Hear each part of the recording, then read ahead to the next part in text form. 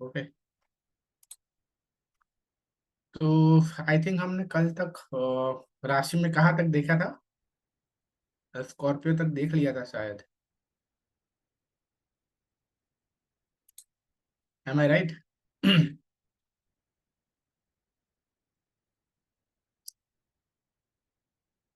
Sure, Libra तक किए थे शायद, लिब्रा तक किया था। मेरे ख्याल से।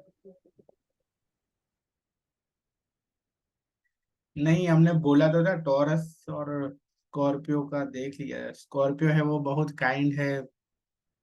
ओके, ह्यूमैनिटी है उसका, बट है ना। हाँ हाँ हाँ, या हाँ हाँ हाँ, सॉरी सर। है लेकिन धनु राशि को देखते हैं तो अब सेजिटेरियस। तो ये लोग हैं वो बहुत फ्रेंडली होते हैं, चीयरफुल होते हैं, और जैसे कि गुरु की राशि है तो बहुत ही नॉलेज वाले होते हैं, डीप थिंकिंग और हाई इंटेलेक्ट होता है। ओके, ऑब्वियसली डीप थिंकिंग है, विजडम भी बहुत है। आउटडोर स्पोर्ट्स में बहुत इंटरेस्ट होता है इनको। नेचर है इनका इंडिपेंडेंट होता है, मतलब फ्रीडम ज्यादा पसंद होती है। This people can handle all things very well. Okay, humour भी बहुत अच्छा, सेंस ऑफ ह्यूमर भी बहुत अच्छा होता है। फ्रैंक होते हैं, फियरलेस होते हैं, डेमोस्ट्रेटिव होते हैं, आउटस्पोकन होते हैं, मतलब जो भी अंदर होता है वो बोल देते हैं। एनर्जेटिक होते हैं, एम्बिशियस होते हैं, सिंसियर होते हैं और क्विक होते हैं। हालांकि ये कभी कभी प्रॉब्लम भी कर सकता है इनके लिए। ओके, मतलब कि मन में ऐसा नहीं होता है कि, बट फ्रेंडली सब बोल देते हैं सामने वाले के। तो ओके, तो सामने वाले को बुरा लग सकता है कभी कभी।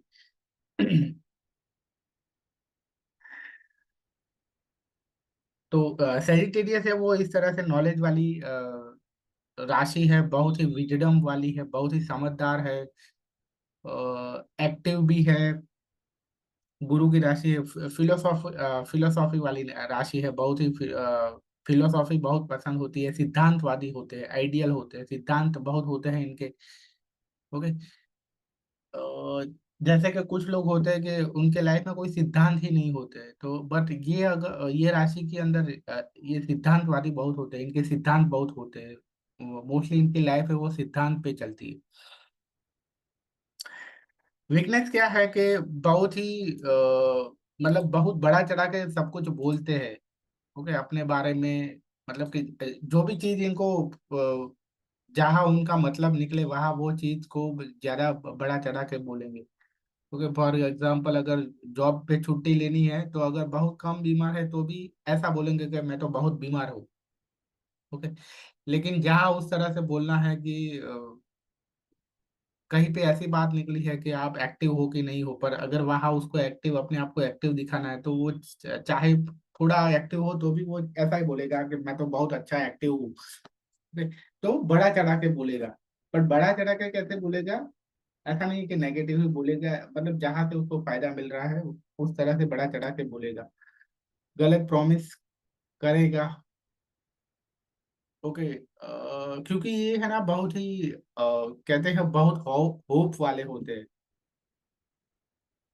तो उस मतलब कि ऐसा मान के चलते कि चलो हो जाएगा तो प्रॉमिस कर देते हैं। ओके, बट वो श्योर नहीं होते कि वो होगा कि नहीं होगा, बट इनको होप होप होती है अपने आप पर या यूनिवर्स पे या गॉड पे कि सब अच्छा होगा। ओके, तो सब अच्छा होगा ऐसा मान के प्रॉमिस कर देते हैं। इंसल्ट कर सकते हैं क्योंकि इनके अंदर जी भी थोड़ा लियो जैसा है कि मैं आई एम समथिंग वाला। ओके, तो इस इस ऐसे केस में इंसल्ट कर सकते हैं, लोगों को हर्ट कर सकते हैं, कभी कभी एबनॉर्मल बिहेवियर भी कर सकते हैं, अपना ओपिनियन भी बार बार चेंज करते हैं। ठीक है? ये इनकी इस तरह से, तो इस तरह से सेजिटेरियस साइन का जो भी सारे हैं ट्रेड्स वो इस तरह से। उसके बाद है मकर राशि, कैप्रिकॉन। तो कैप्रिकॉन वाले की कॉमन सेंस बहुत अच्छी होती है। देयर एस्पिरेशन वेरी हाई, मतलब ये इनका, जैसे कि मैंने कहा था कि इनका काम है कैरियर, कैरियर पे इनका फोकस बहुत ज्यादा होता है, ठीक है। तो कैरियर में आगे बढ़ना चाहता है। इनको लोगों से एडवाइस लेना पसंद नहीं होता है। कैलकुलेटिव और बिजनेस माइंडेड होते हैं। ओके। ये बहुत ही वर्कहोलिक होते हैं, अ, क्योंकि इनका काम ही ऐसा है कि बस कैरियर बनाना है, फाइनेंशियल स्टेबिलिटी अच्छी करनी है। तो फाइनेंशियल स्टेबिलिटी कब अच्छी होगी? एक अगर कैरियर है वो बहुत ही अच्छी होगी, तब फाइनेंशियल स्टेबिलिटी बनेगी ना। ओके। तो इनका वो काम है, वो कैरियर को बहुत स्ट्रांग बनाना ये होता है। तो कैरियर को स्ट्रांग बनाना है तो ऑब्वियसली वर्कहॉलिक तो बनना ही पड़ेगा। तो ये लोग वर्कहॉलिक बहुत होते हैं। ओके। फाइनेंशियल डिसीजन बहुत अच्छे लेते हैं ये लोग।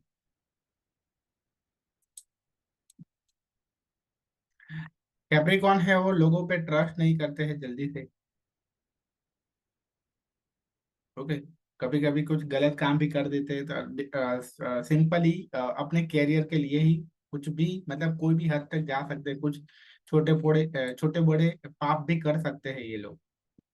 ओके। ज्यादा ओवरवर्क नहीं करना चाहिए। और ओके, मतलब कि कैरियर के चक्कर में जो ज्यादा ओवरवर्क करते हैं तो उसमें उसको ध्यान रखना चाहिए, और अपने हेल्थ पे भी थोड़ा ध्यान रखना चाहिए। इस तरह से है मकर राशि का। मकर राशि को समझना बहुत ही इजी है।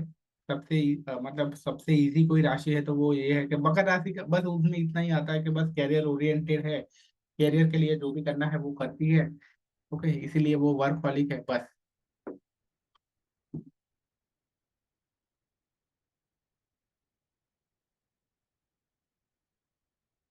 उसके बाद है कुंभ राशि। ओके। तो ये राशि, ये वाले भी बहुत ही सीरियस होते हैं, क्वाइट होते हैं, थॉटफुल होते हैं, और सीरियस नेचर होता है। तो क्या सीरियस दो बार रिपीट हो गया। फिलोसॉफिकल भी होते हैं। ओके। पर सेजिटेरियस की फिलोसॉफी और इनकी फिलोसॉफी में थोड़ा डिफरेंस है। ओके, यहाँ सेजिटेरियस की जो फिलोसॉफी है ना वो थोड़ी पॉजिटिव है। बट इनके फिलोसॉफी जो भी होगी ना, वहाँ नेगेटिविटी आपको बहुत ज्यादा देखने को मिलेगी। जैसे कि आपने फेसबुक पे और हर जगह पे आप कुछ ना कुछ पढ़ते हो, तो वहाँ कंप्लेन वाली जो पोस्ट होती है, फिलोसॉफिकल पोस्ट होती है लेकिन कंप्लेन वाली होती है।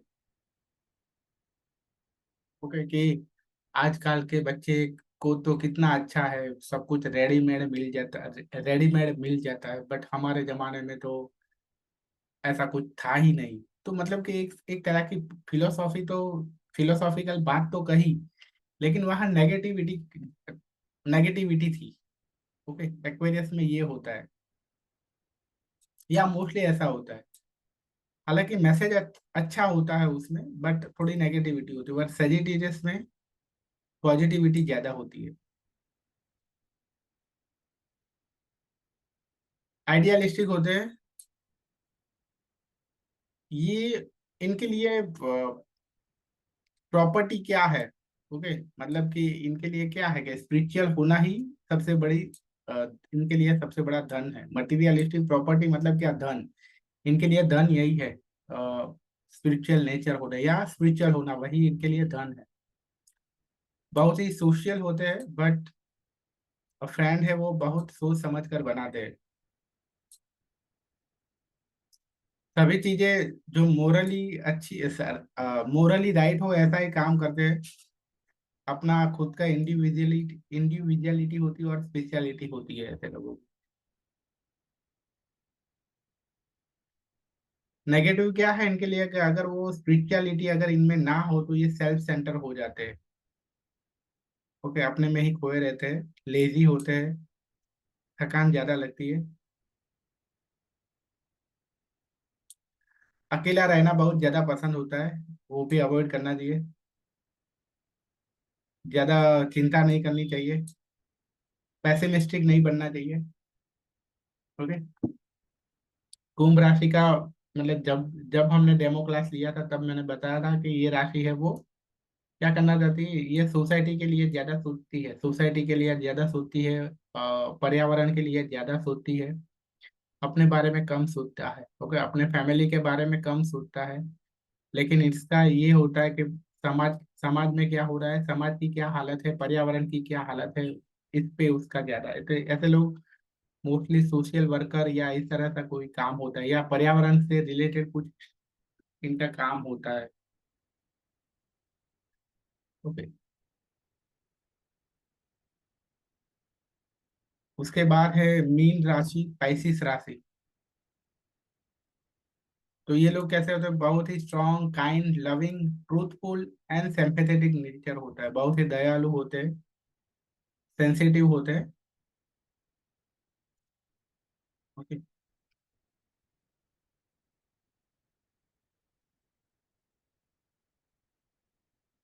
ये भी फिलोसॉफिकल होते हैं और रोमांटिक भी होते हैं। They are quick in understanding, लोगों को आसानी से समझ जाते हैं। ये जज नहीं करते हैं लोगों को, ओके, लोगों को समझते हैं ये लोग। Inspirational, versatile and easy going, मतलब कि कुछ भी हो जाए, ओके, मतलब वो एकदम कूल रहते हैं। एक सामने मौत नजर आए ना तो ही थोड़ा वो चिंतित होते हैं, अदरवाइज हर केस में होता है चलो जाने दो, लेट इट गो, हो गया तो हो गया, मतलब एकदम कोई भी टेंशन नहीं, चिंता नहीं। ऐसे होते हैं, इस तरह के होते हैं ये लोग। बट बस बस मुझ कुछ ऐसा हो जाए कि अभी तो मतलब कि मौत आने वाली है, या मतलब कि ऐसा कोई डिसीज हो जाए कि लाइफ लाइफ को प्रॉब्लम हो सकती है, ऐसा कोई डिसीज हो जाए तो थोड़ा वरी करते हैं, otherwise no tension. Okay, job में इंक्रीमेंट नहीं मिला, डोंट वरी, कोई बात नहीं, चलो खर्चा कम करेंगे। ओके, घूमने कम जाएंगे, होटल में खाना कम खाएंगे, कोई प्रॉब्लम नहीं। आई बात समझ, ऐसे ये कूल होते हैं।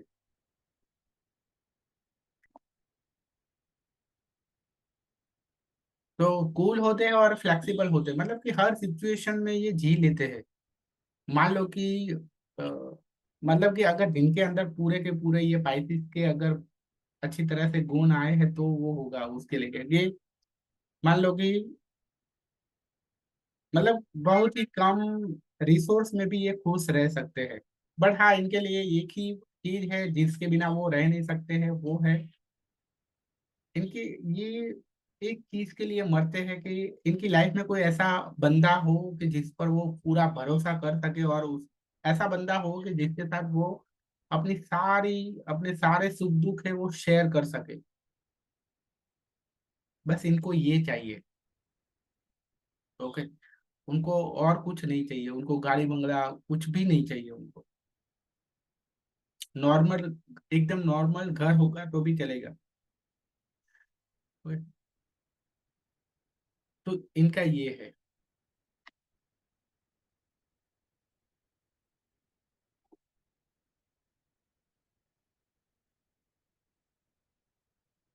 नेगेटिव क्या है कि इनका फ्लक्चुएटेड मूड है।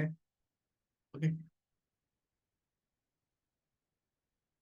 डिसर्टेन बन जाते, डिसर्टेन और डिसीजन नहीं ले सकते हैं।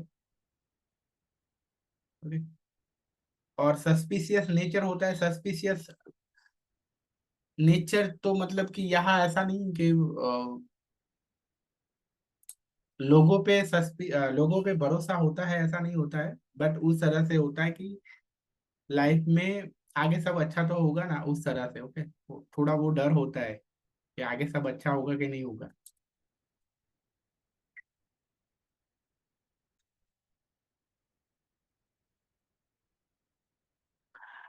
उसके बाद है ये, फॉर एग्जाम्पल ये सिर्फ आपके क्या है, ये वेदिक नंबर पार्ट वन। अगर मेष मेष नाम हो ना, मतलब अगर हमारे इंडिया में ये एज पर इंडियन है, हमारे इंडिया में अगर किसी का राष्ट्र, अल्फाबेट से है ये। हाँ, तो ये अल्फाबेट से नाम है वो स्टार्ट होना चाहिए। अगर टॉरस है तो BVUW। हम्म। ये इंडियन है ना सर? हाँ। ओके, तो ये सिर्फ आपके नॉलेज के लिए है। ओके।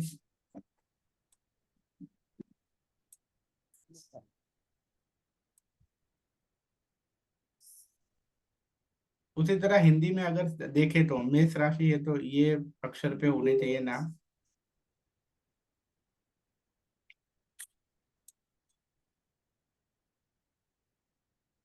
उसके बाद है exaltation and debilitation of planet, but उससे पहले हमारा हाउस का बाकी रह गया था, क्योंकि हमने वो मतलब वहाँ जब हमारा डेमो क्लास चल रहे थे 1 2 3 क्लास, तो हमने वहाँ हाउस को कवर किया था, लेकिन फिर से हमारे पेड क्लास स्टार्ट हुए तब हमने हाउस को कवर नहीं किया है। तो जल्दी से हाउस को कवर कर लेते हैं।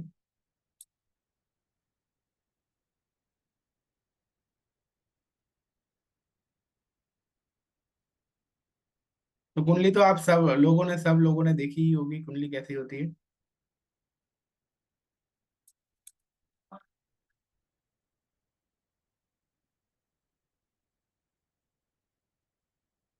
ओके, कुंडली होती है, कैसे होती है देखिए ना, एक बार देख दिखा रहे दूं।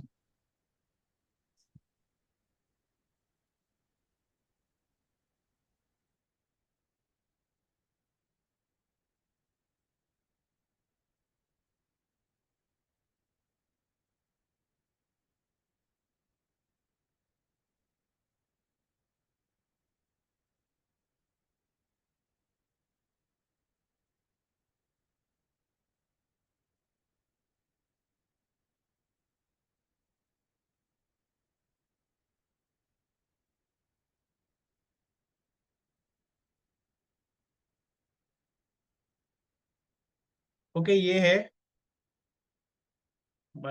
कुंडली होती है इस तरह से। तो कुंडली को बहुत अच्छी तरह से समझ लो। ओके, ये कुंडली है north Indian north Indian style में इस तरह से ड्रॉ करते हैं। तो हमें ऑब्वियसली बहुत तरह से होती है, कभी बंगाली भी होती है। ओके, आपने बहुत पुरानी कुंडली में उस तरह से गोल गोल सर्कल होता है और उसमें 12 पार्ट किए होते हैं, उस तरह से होता है। ओके, बहुत पुरानी कुंडली अगर आपने देखी होगी कहीं तो। बट अब से आपको, ओके, ये सारे कंफ्यूजन ना हो इस वजह से आपको यही याद रखना है कि यही इस तरह से ही कुंडली होती है, हमें यही मतलब इस तरह से ही जहां भी कुंडली बनाओ आप नॉर्थ इंडियन स्टाइल में ही बनाना है। ओके, अभी एक चीज याद रखो, सबसे पहले फोकस करो कि ये यहाँ 12 घर है। आप देखो 1 2 3 4 5 6 7 8 9। या मैं यहाँ एक नंबर से स्टार्ट करता हूँ, 1 2 3 4 5 6 7 8 9 10 11 12। ओके, बट ये कोई घर नंबर नहीं है, ये क्या है, ये राशि नंबर है।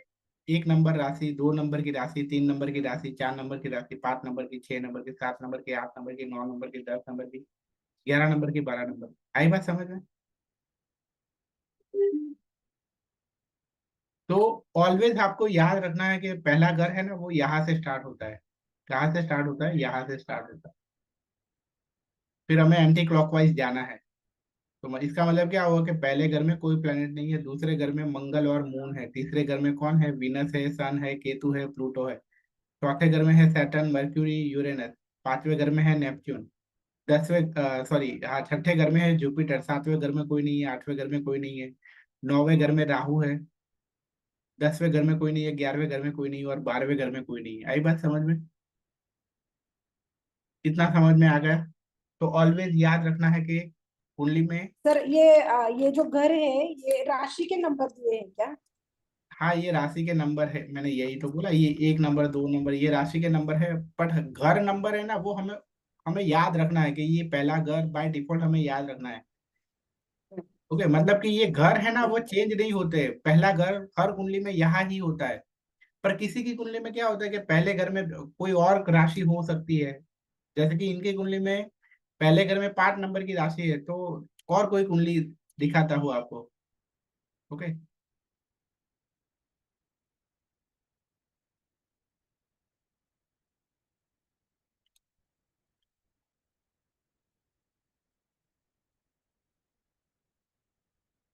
तो ये देखो, ये पहले घर में कौन सी राशि है इनकी कुंडली में? 9 नंबर की राशि है, सेजिटेरियस है। आई आई बात समझ में? सर इसका मतलब घर का नंबर जो भी हो उसमें राशि कोई भी हो सकता है और ग्रह भी कोई दूसरा हो सकता है। नहीं, घर हमें याद रखना है बाय डिफॉल्ट कि ये पहला घर हाँ है। ये पहला घर है, पहला घर में जैसे 9 नंबर की राशि है और मून भी है। हाँ, मतलब कि घर है ना, वो फिक्स है कि पहला घर यहाँ ही होगा हर कुंडली में, दूसरा यहाँ, तीसरा घर यहाँ, तो वही ना, घर फिक्स है लेकिन राशि और और ग्रह प्लैनेट। अलग कुछ भी हाँ, हो सकता है, वही मैंने राशि बोला। और हाँ। घर, राशि और प्लैनेट है वो बदल जाएंगे। हाँ, ठीक राशि और प्लैनेट बदल है। सकते हैं। हाँ ओके। ठीक है। तो इसमें ऐसा होता है कि मून जहाँ बैठा होता है ना, उसको चंद्र राशि बोलते हैं। क्या बोलते हैं? चंद्र राशि। और हमारे इंडिया में उसको सिंपली राशि बोलते हैं कि आपकी अगर ये पर्सन को इंडिया में क्या बोलेंगे कि इसकी राशि है वो सेजिटेरियस है, क्योंकि मून है वो 9वें घर में है। ओके, मेरी कुंडली में भी मून है वो कौन से घर में है? मतलब पहले घर में जो राशि आएगी वो उसकी राशि रहेगी बाय नहीं नहीं जन्म के नहीं टाइम में। नहीं नहीं, उनके मून जहाँ बैठा होगा ना, उसको राशि बोलते हैं इंडिया में। अच्छा, मून जहां रहेगा वो राशि उनकी राशि है। हाँ। ज, ओके, यहाँ इनका 9 नंबर में बैठा है, मतलब कि सेजिटेरियस में बैठा है, इसलिए इनकी राशि है वो सेजिटेरियस है। और इनकी क्या होगी? इनकी वर्गो होगी, क्योंकि मून है वो वर्गो में बैठा है। आई बात समझ में? Yes sir. चंद्र जहां बैठा है वो राशि। ओके। हाँ, हमारे इंडिया में चंद्र जहाँ बैठा है उसको ही जैसे कि आपसे कोई पूछता है, अगर कोई मुझसे पूछता है तो मैं क्या कहूंगा? मेरी राशि है वो वर्गो है। ओके, तो इसका हाँ मतलब क्या हुआ बाय डिफॉल्ट कि मेरे जन्म के टाइम मून था वो वर्गो राशि में था। क्योंकि हम राशि मतलब क्या मानते हैं कि आपके जन्म के टाइम मून था वो कौन सी राशि में थे, उनको हम राशि बोलते हैं। पर वेस्टर्न में क्या है, जन्म के टाइम सूर्य है वो जहाँ बैठा हो उसको राशि बोलते हैं। मान लो कि इस मैडम का जन्म अगर अमेरिका में अमेरिका में हुआ होता, तो इनकी राशि है वो लिब्रा बन जाती, क्योंकि वो सूर्य जहाँ बैठा हो उसको राशि मानते हैं। आई बात समझ में? Yes sir. ओके। तो कुंडली का ये कुंडली ही है क्या? मैंने कहा था कि हमारे जन्म के टाइम आकाश में ये जो प्लैनेट है ना, उसका एक स्क्रीनशॉट ही है कि हमारे जन्म के टाइम ये प्लैनेट है ना वो आकाश में इस तरह से ये राशि में थे वो टाइम पे। आई बात समझ में?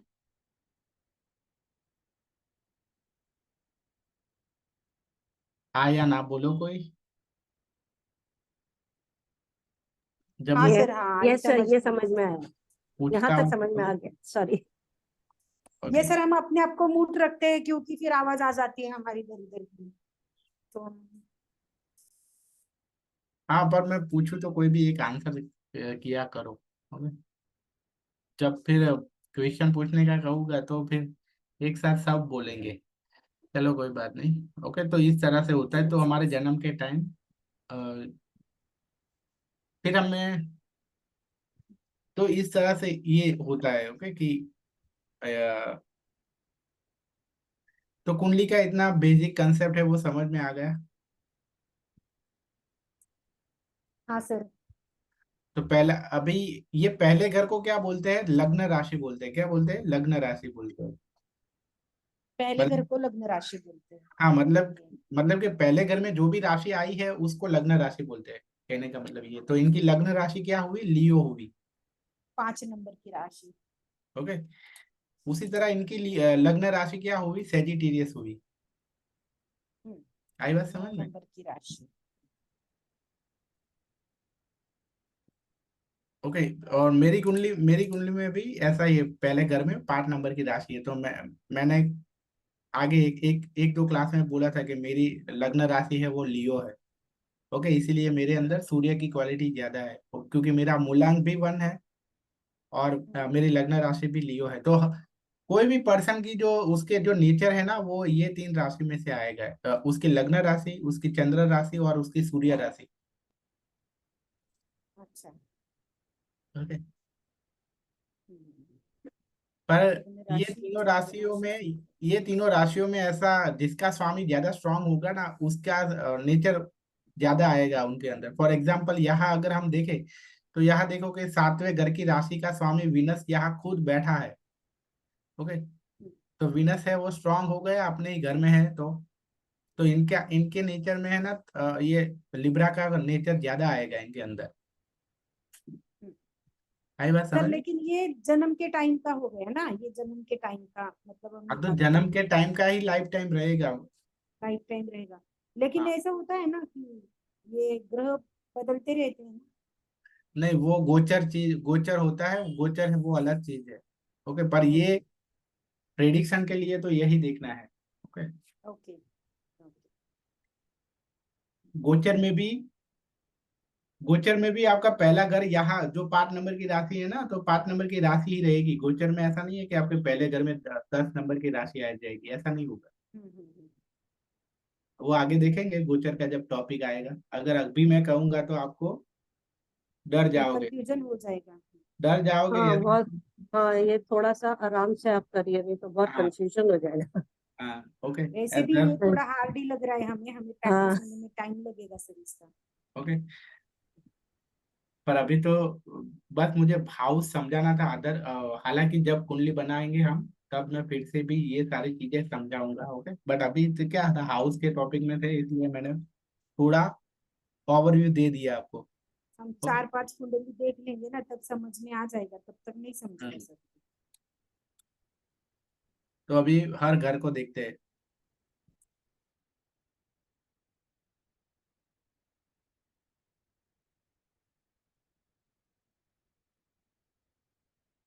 तो पहले टाइप्स ऑफ हाउस देख लेते हैं। ओके, आगे ये काम आएगा। तो केंद्र हाउस मतलब आपको ये याद रखना कि ये घर को केंद्र हाउस कहते हैं। क्यों? पहला, चौथा, सातवां और 10वें घर को केंद्र हाउस कहते हैं। क्यों केंद्र हाउस कहते हैं? देखो ये केंद्र में है, सेंटर में है, ये पहले, चौथे और ये पहला घर, ये चौथा घर, ये सातवां घर और ये 10वां घर। तो आप देखो ये सेंटर में है, ये चारों घर देख पा रहे हो? Yes sir. Yes sir. तो इसे क्या कहते हैं? केंद्र के घर कहते हैं। क्या कहते हैं उसको? केंद्र के घर। ओके, याद रखना, पहला, चौथा, सातवां और 10वां। ओके।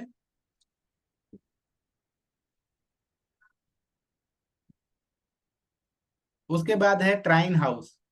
तो ट्राइन हाउस कौन कौन से है? ये पहला घर, ये पांचवा घर और ये 9वां घर। तो यहाँ से त्रिकोण बनता है एक, पहला, पांचवा और 9वां घर से। तो ये पहले, पांचवे और 9वें, ये तीनों घर को क्या कहते हैं? ट्राइन कहते हैं। क्या कहते हैं? क्लाइंट। या हिंदी में कहे तो हम त्रिकोण त्रिकोण हाउस कहते हैं। क्या कहते हैं? त्रिकोण घर, त्रिकोण के घर, 159। राइट। सर जैसे हमने रो एरो देखा वैसे कुछ होने वाला है क्या इसके आगे प्रेडिक्शन में? क्या? जैसे न्यूमरोलॉजी में रो एरो देखा, ग्रिड में रो देखा, नहीं नहीं, वैसे ऐसा नहीं। कुछ यूज आता है इसका? नहीं, इसमें ऐसा नहीं आता है। नहीं ना। उसके बाद है तीसरा, छठा, 10वां और 11वां घर है, इसको उपाचय हाउस कहते हैं। तीसरा, छठा, 11वां। ओके, उपाचय हाउस मतलब क्या कि ये घर में जो भी प्लैनेट बैठते हैं, उपाचय का मतलब क्या है कि जैसे जैसे हमारी उम्र बढ़ती जाती है वैसे वैसे हमारा ग्रोथ होता है ये घर में। पर इसके लिए क्या होना चाहिए कि ये घर में कोई प्लैनेट होना चाहिए तो ऐसा होगा। अगर ये घर खाली है तो ऐसा नहीं होगा।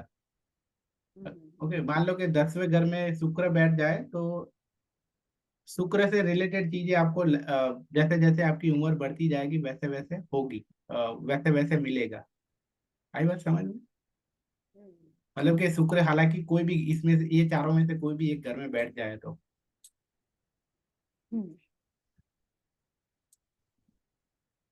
उसके बाद है चौथा, आठवां और 12वां घर। तो ये मोक्ष के हाउस है, मतलब ये घर से जो भी सारी चीजें जो सिग्निफाई होती है वो मोक्ष की ओर ले जाती है। ओके। चौथा घर क्या देता है, क्योंकि आपको परम आनंद देता है, परम शांति देता है। ओके, मतलब सॉरी, शांति तो नहीं देता पर परम आनंद देता है।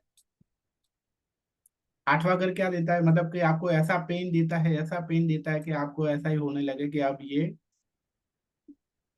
यहाँ अब नहीं रहना है, मतलब अब स्पिरिचुअल ही बन जाना है। ओके, संसार में तो बहुत ज्यादा दुख है। आई बात समझ में। हम्म। और 12वां घर है वो आपको कोई ना कोई ऐसा लॉस करवाएगा, तो वहां से मतलब ऐसा कुछ लॉस करवाएगा कि वो लॉस के बाद भी फिर आपको ऐसा लगेगा कि ये संसार में नहीं रहना चाहिए, स्पिरिचुअल बनना चाहिए। मतलब इन तीनों चीजों में से चीजें बहुत इतनी ज्यादा मिलेगी कि वहाँ यहाँ से मन ही उठ जाएगा। हम्म।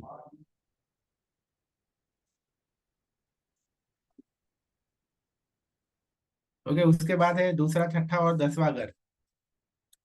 ये अर्थ हाउस है, मतलब कि यहाँ से फाइनेंशियल कंडीशन कैसी है वो देखी जाती है। वो ये घर है ना, ये फाइनेंस और मटेरियल वर्ल्ड को देख कैसा होगा उसके लिए देखे जाते हैं ये तीनों घर।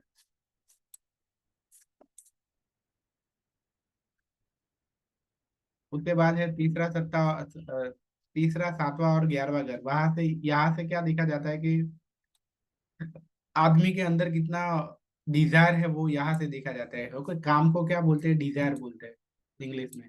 ओके, तो इसलिए इसका नाम क्या है, काम, काम हाउस है।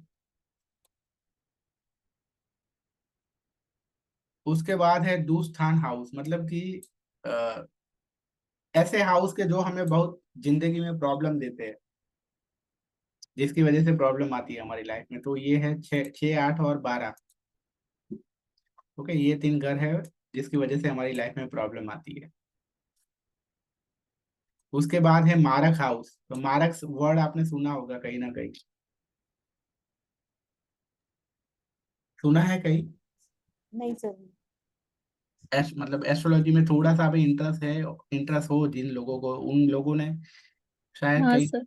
मारक वर्ड सुना ही होना है, होगा सर मोस्टली। मारक और कारागृह। हाँ, मारक और कारक ग्रह। ओके, जो मारक हालांकि मारक ग्रह भी होते हैं और मारक घर भी होते हैं। ओके, तो दूसरा, 7वां और 8वां घर है वो, उसको मारक कहते हैं। मतलब कि ये घर की वजह से क्या होता है कि हमारी एनर्जी है वो कम होती है। और जैसे जैसे हमारी एनर्जी कम होती है तो हम मृत्यु की नजर मृत्यु की करीब जाते हैं। मारक मतलब क्या, कि मृत्यु की करीब ले जाना। ओके। सर क्या एस्ट्रोलॉजी में एग्जैक्ट डेथ टाइम पता चलता है? क्या। डेथ डेथ का एग्जैक्ट, हाँ, पता एग्जैक्ट लग मतलब एग्जैक्ट एग्जैक्ट पता कैलकुलेशन हो सकता है? एग्जैक्ट पता लग सकता है कि आप ये तारीख पे मरोगे, लेकिन हमें वो उतना करीब नहीं जाना है। Okay. तो आप नहीं सिखाएंगे हमें? नहीं, मुझे आता ही नहीं हाँ ना, सर। मतलब उतना करीब तो मुझे नहीं आता। उतना आता होता तो मैं तो कोर्स की फी 1 लाख रुपया लेता ना, 5,000 थोड़ी लेता। आता है सर आपको, आप नहीं सिखाना चाहते? नहीं, सीरियसली मुझे नहीं आता है, और आता ना तो भी मैं वो चीज तो नहीं सीखा था। हमारा मृत्यु जान के हमें क्यों हमें परेशान होना है। ओके, तो क्यों वो तो परेशान होंगे सर, बहुत अच्छी बात है, कैलकुलेट कर लेंगे तब तक क्या क्या करना है। नहीं, नहीं।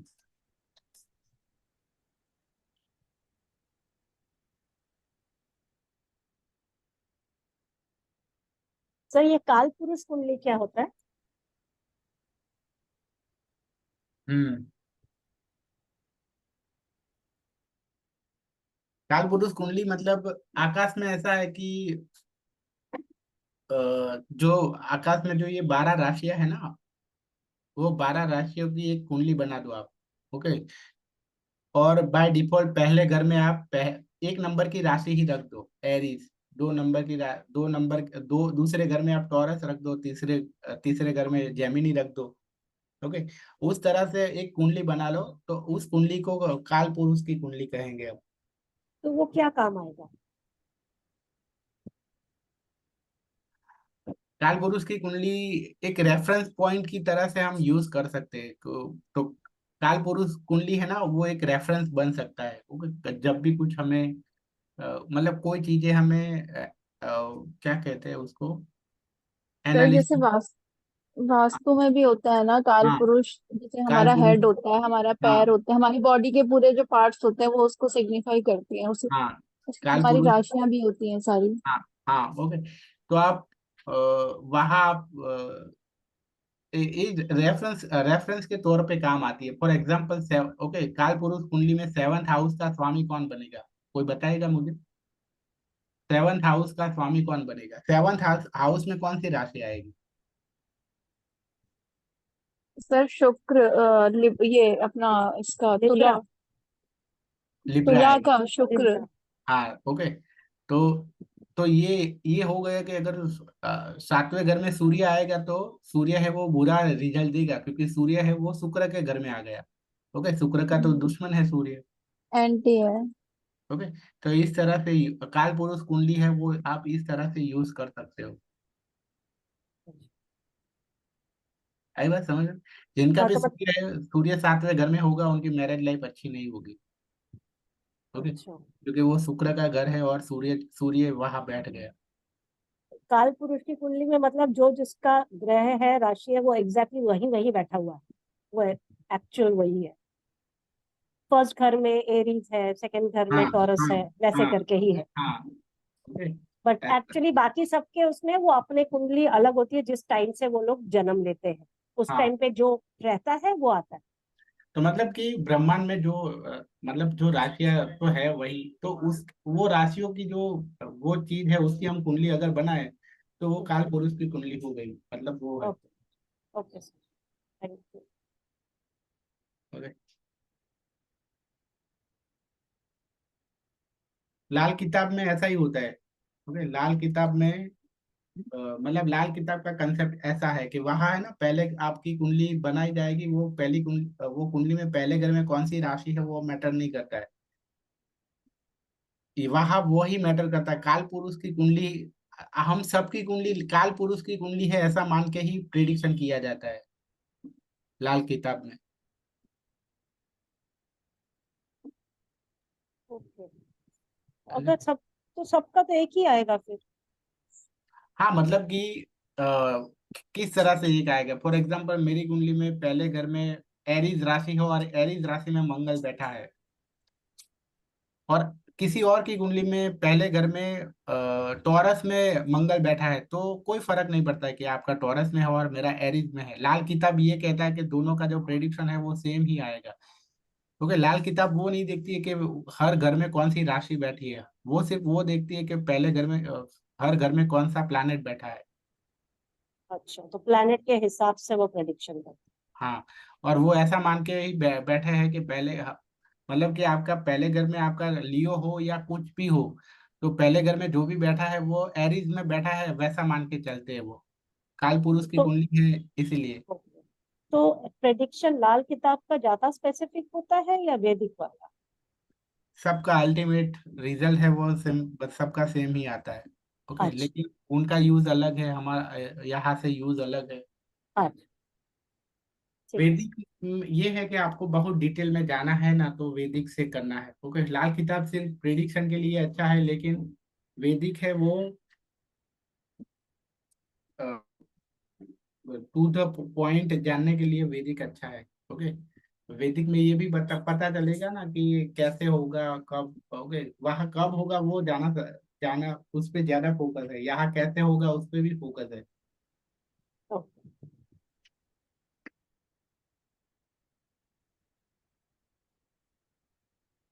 ओके, तो ये देखो आप काल पुरुष कुंडली में आप देखो, अब मंगल है वो कौन से घर पे रूल करता है, पहला घर और आठवां घर। ओके, क्योंकि मंगल की राशि पहली और एक, आखिरी एक एक है। नंबर नहीं है और स्कॉर्पियो है। वीनस है वो दूसरे और सातवें घर को रूल करता है। मर्क्यूरी है वो तीसरे और छठे घर को रूल करता है। मून है वो चौथे घर को। सन है वो पांचवें घर को। जुपिटर है वो नौवां और बारहवें घर को। सैटर्न है वो दसवां और ग्यारहवें घर को। ओके, आई बात समझ में? तो काल पुरुष कुंडली में ये सारे प्लैनेट है वो इस घर के स्वामी है। इस घर को रूल करते।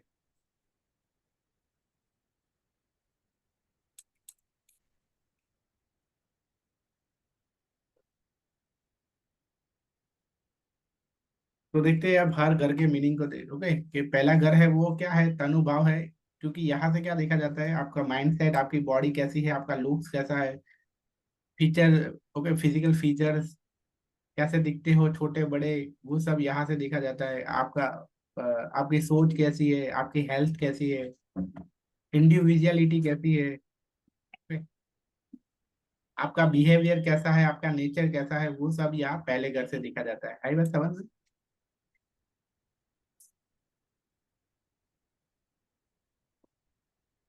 दूसरा घर है उसको क्या कहते हैं, इसे पहले घर का शॉर्ट में अगर बोलना है तो क्या है, हमारा सेल्फ। सेल्फ खुद का घर है, मतलब हम खुद का, हम हमारा खुद का बारे में बताते हैं। दूसरा घर है धन भाव और कुटुंब भाव। धन एंड कुटुंब भाव मतलब, पर अगर मुझे एक ही वर्ड में अगर बोलना पड़े तो क्या है कि हमारे सारे पोजीशन है वो दूसरे घर से देखे जाते हैं। ओके, मेरा भाई, मेरी बहन, मेरा कुटुंब, मेरा धन, मेरा बैंक बैलेंस, वो सब, ओके, वो सारी चीजें, स्पीच, एजुकेशन, फैमिली, वो सारी चीजें हैं वो यहाँ आती है, दूसरे घर से आती है। तीसरा घर है वो, तीसरे घर से देखा जाता है आपका पराक्रम देखा जाता है। पराक्रम और आपकी बुद्धि, आपकी स्किल, ओके, आपकी मेमोरी, आपका नेबर, आपकी छोटी जर्नी, छोटे भाई बहन, आपकी हैबिट्स, कम्युनिकेशन आप किस तरह से करते हो। दूसरे देखो, दूसरे घर में आपकी वाणी कैसी होगी वो देखी जाएगी। ओके, वाणी मतलब आपकी कड़वी होगी या मीठी होगी, वो दूसरे घर से देखा जाएगा। लेकिन आप लोगों को अपनी बातों से कम, मतलब कम्युनिकेशन का मतलब क्या है, यहाँ स्पीच और कम्युनिकेशन बात अलग अलग है। स्पीच मतलब क्या है कि आप मीठा बोलोगे या कड़वा बोलोगे। कम्युनिकेशन का मतलब क्या है कि आप अपनी बातों को दूसरों को समझा पाओगे कि नहीं समझा पाओगे। ओके, उसको कम्युनिकेशन बोलते हैं। आई बात समझ में? तो ऐसा हो Yes. सकता है कि वाणी कड़वी हो, ओके, लेकिन उनका कम्युनिकेशन अच्छा हो, या किसी का कम्युनिकेशन अच्छा हो लेकिन उनकी वाणी कड़वी हो, ऐसा हो सकता है। आई बात समझ में? क्योंकि एस्ट्रोलॉजी भी यही कहती है कि तीसरे घर से कम्युनिकेशन देखा जाता है और यहाँ से दूसरे घर से स्पीच देखा जाता है।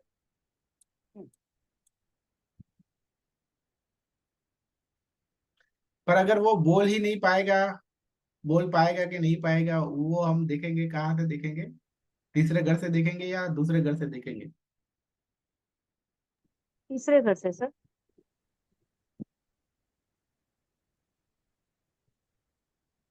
ओके, मैंने ऐसा क्वेश्चन कर दिया कि मैं खुद कंफ्यूज हो गया। ओके, मैं मतलब इसका श्योर होके आंसर दूंगा कि दूसरा घर आना चाहिए या तीसरा घर आना चाहिए इसमें। ओके,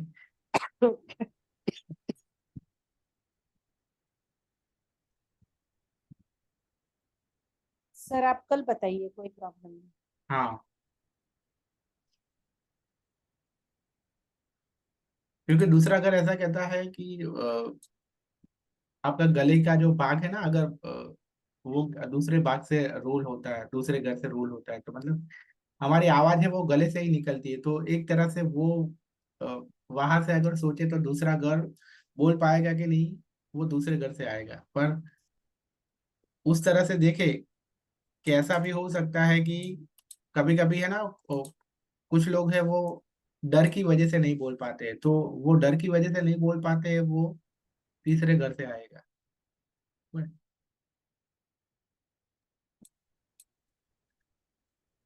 चलो फोर्थ हाउस देखते हैं। फोर्थ हाउस है वो क्या है, आपकी हैप्पीनेस है और आपके नेटिव प्लेस है, आपका जब जन्म हुआ वो, ओके, वो सारी जो जगह, आपका बचपन जहाँ बीता, वो सारी जगह, वो जगह है ना, वो फोर्थ हाउस में आता है। ओके, इसीलिए हमें जहाँ हमारा बचपन बीता वो चीज हमें वहाँ, उससे हमें अटैचमेंट बहुत होता है। क्यों? क्योंकि वो हमारा हैप्पीनेस भी है। आई बात समझ में? आप 50 साल के हो जाओ, 60 साल के हो जाओ, तो भी याद आता है ना। चाहे आप शहर में आके 1 करोड़ के घर में रहो, लेकिन मान लो कि आपका नेटिव प्लेस कोई गांव है जहां आप सिर्फ बहुत ही सिंपल घर में रहते थे, पर तो भी वो याद आता होगा। ओके, क्योंकि वो हमारी हैप्पीनेस है। आई बात समझ में? yes. Personal life, family life, happiness, native place, property, house, land, cattle, matter related to real estate, vehicles, luxury, comfort and material possession. Okay, comfort ये सब यहाँ से फोर्थ हाउस से देखा जाता है। पांचवें घर से क्या देखा जाता है? पांचवें घर से देखा जाता है चिल्ड्रन, चिल्ड्रन और क्रिएटिविटी देखी जाती है। पांचवा घर होगा तो पुत्र सुख मिलता है, उसके साथ प्लेजर, रोमांस, लव, ये सब चीजें फिफ्थ हाउस में आती है। Reproductive health. ओके, क्योंकि ये क्रिएटिविटी का है हाउस है, तो चिल्ड्रन भी एक तरह की हमारी क्रिएटिविटी ही है, इसलिए चिल्ड्रन भी यहाँ आते हैं। फिर कहते सर हैं, ये सर ये पुत्र सुख खाली या बेटी के लिए भी होगा, हाँ या खाली मतलब, बेटी? हाँ मतलब कि फिफ्थ हाउस अगर ज्यादा स्ट्रांग होगा तो पुत्र मिलेगा, अदरवाइज लड़कियां ज्यादा होगी। अगर फिफ्थ हाउस थोड़ा वीक है तो, और बहुत वीक अच्छा है तो लड़कियां भी नहीं होगी। अच्छा। सर ओके, तो इसमें भी जेम्स का देखा जाता है, जेम्स का मतलब? मतलब हस्बैंड वाइफ दोनों का देखते हैं बच्चों के लिए कुंडली। मेल फीमेल का, हाँ देखा जाता है।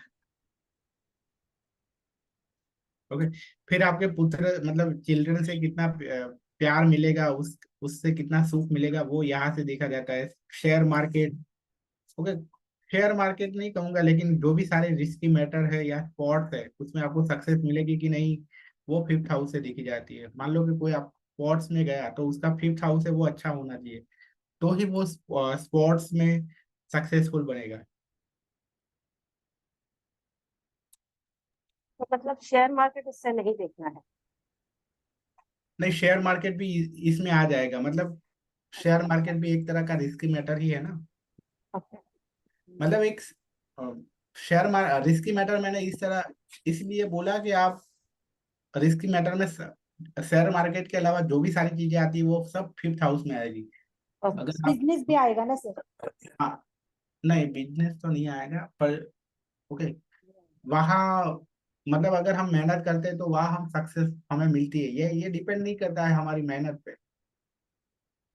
अच्छा। ऐसी चीजें कि जिसमें मैटर नहीं करता है कि हम कितनी मेहनत करते हैं। ओके, कभी कभी मेहनत ज्यादा करें तो भी वहाँ हम फेल हो सकते हैं। जैसे कि वो क्या कहते हैं, जुगार खेलना उसको क्या कहते हैं इंग्लिश में? गैम्बलिंग। हाँ, गैमलिंग। गैम्बलिंग, सट्टेबाजी। तो गैमलिंग भी इसमें आएगा फिफ्थ हाउस में। ट्रेडिंग आएगा, शेयर मार्केट आएगा।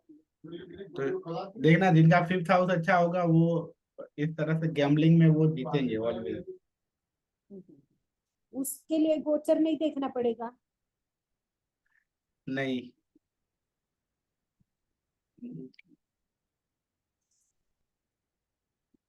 गोचर है वो बहुत कम, मतलब जो दशा चल रही है ना पर्सन की, वो ज्यादा मैटर करता है। गोचर गोचर कम मैटर करता है, उसकी इफेक्ट कम होती है। सर हम ये प्रिडिक्शन कैसे कर सकते हैं फिर इससे कि शादी आप 25 में होगी, 26 में होगी, 27 में होगी, ऐसे आगे कैसे? आगे देखेंगे ना, अभी तो कोर्स की शुरुआत ही हुई है। ओके। अभी तो ABCD ही है ये, मतलब। हाँ मतलब समझता है ना ऐसे कि कौन से हाँ, उम्र में? प्लैनेट, हाउस और राशि, ये ABCD है एस्ट्रोलॉजी की। हाँ हाँ। ओके, तो हम अभी उसमें ही है। प्लैनेट, हाउस और राशि। ओके। तीनों चीज मैंने बोले थे ना, प्लैनेट, राशि और हाउस।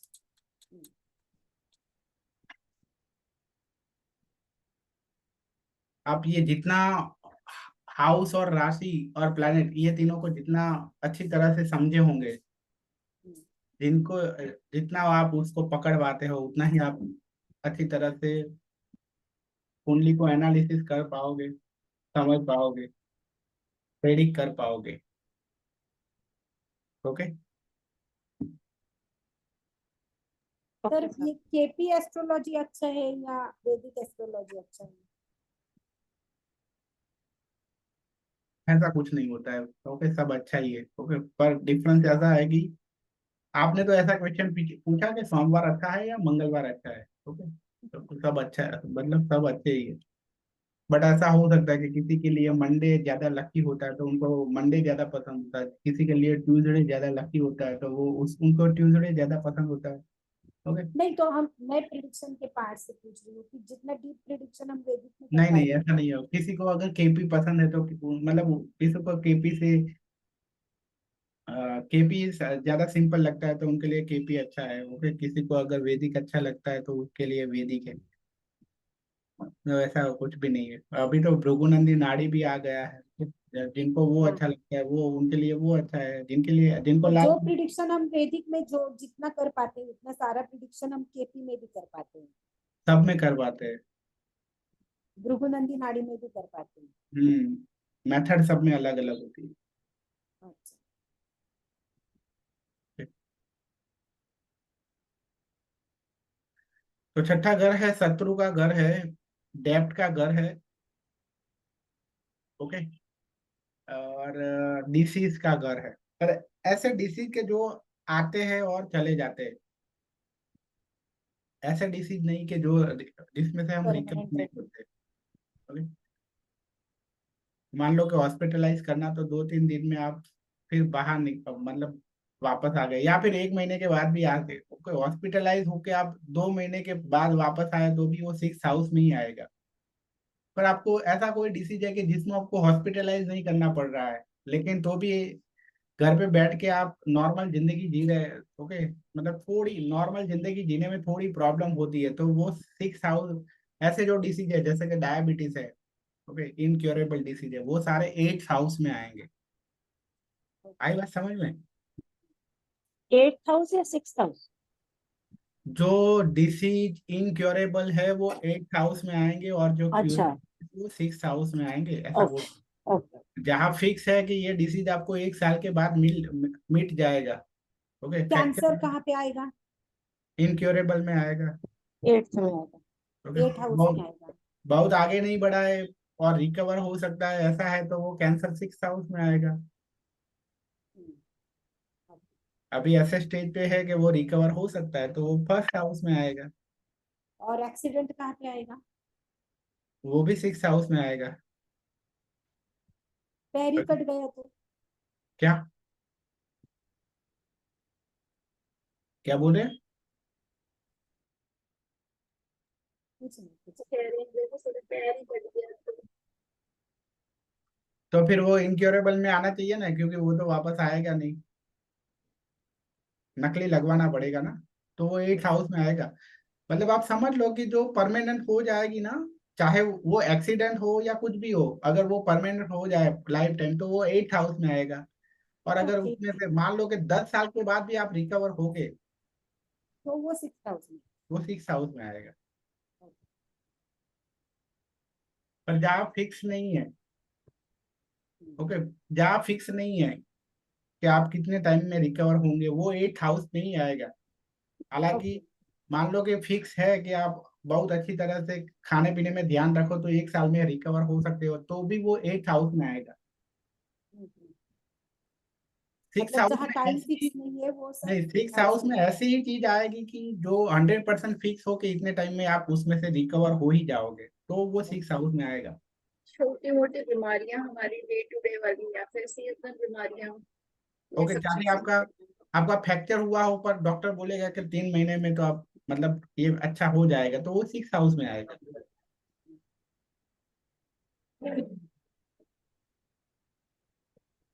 ओके। पर हाँ, पर 8वां घर है वो एक बहुत डीप पेन भी देता है। तो अगर मान लो कि ऐसा कोई डिसीज है कि ऐसा तो है कि 6 महीने में रिकवर तो आप हो जाओगे, लेकिन डीप पेन देने वाला है तो फिर वो 8 हाउस में आएगा फिर। आई बात समझ में? हाँ सर। ओके।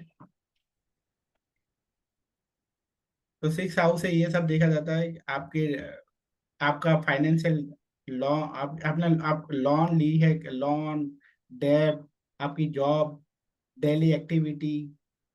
ओके, अभी 6 हाउस का फिलोसॉफी समझो आप, कि हमें लोन क्यों लेनी पड़ती है। 6 हाउस क्या कहता है कि आप अपने डेली एक्टिविटी है वो अच्छी रखो, तो हमें लोन क्यों लेनी पड़ती है, कोई बताएगा मुझे। मैनेजमेंट वीक रहेगा फाइनेंस का तो नहीं चलो, लोन क्यों लेनी पड़ती है वो जाने दो, हमारा डेप्ट क्यों हो जाता है, इसका रीजन कोई बताएगा कि डेप्ट होने का रीजन क्या होता है मोस्टली। डेप्ट वही ना सर, फाइनेंस हम नहीं अच्छे से यूज कर पाते हैं तो डेप्ट मतलब जो पैसा आता है उसका सही से यूज नहीं होता है। नहीं, डेप्ट क्यों होता है, क्योंकि 6 हाउस में जो बोला है वो नहीं करते, तब हमारा डेप्ट होता है। ओके, 6 हाउस ऐसा कहता है कि आप डेली रूटीन आपका अच्छा रखिए, तो डेली रूटीन अच्छा रखिए मतलब कि हर रोज कुछ ना कुछ ऐसा काम करिए जिससे आपको पैसा मिले।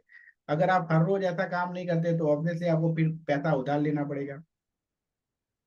अब पैसा उधार लिया है तो उसको लौटाने के लिए फिर से कुछ काम करना पड़ेगा, अगर तो भी नहीं कर रहे हो, मतलब कि आप डेली रूटीन में कुछ ऐसा नहीं कर रहे हो, तो आप अपना 6 हाउस बिगाड़ रहे हो, और 6 हाउस बिगड़ेगा तो आपको डेप्ट आएगी। आई बात समझ में। हम्म। ओके, तो मतलब कि आप डेली रूटीन अगर आप अच्छी तरह से नहीं कर रहे हो तो आप अपना 6 हाउस है वो बिगाड़ रहे हो, और डेली रूटीन अगर आपका अच्छा नहीं है तो अल्टीमेटली वो नौबत आएगी कि आपको या तो डिसीज होगा, या तो फिर आपको डेप्ट होगा। ओके, वो होगा। आई बात समझ में। हाँ सर। ओके, आज के क्लास को यही तक रखते हैं। ओके, कुछ पूछना है तो पूछ सकते हो।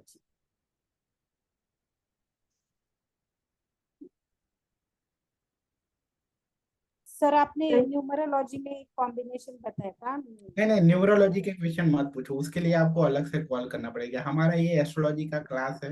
ओके, आप न्यूमरोलॉजी के क्वेश्चन यहाँ नहीं पूछ सकते हो, आपको अलग से कॉल करना पड़ेगा, कॉल करके पूछ लेना। हाँ, ठीक है सर। नहीं सर, आज का कोई भी डाउट नहीं है। आज का तो कोई डाउट नहीं है सर, आज तो ठीक से समझ में आ गया। हम्म। ओके, तो मैं क्लास को क्लोज कर रहा हूँ। ओके, मिलते हैं कल 5 जी बजे। Sir. Thank you sir. Sir 5 minute जल्दी करना ना स्टार्ट। हाँ।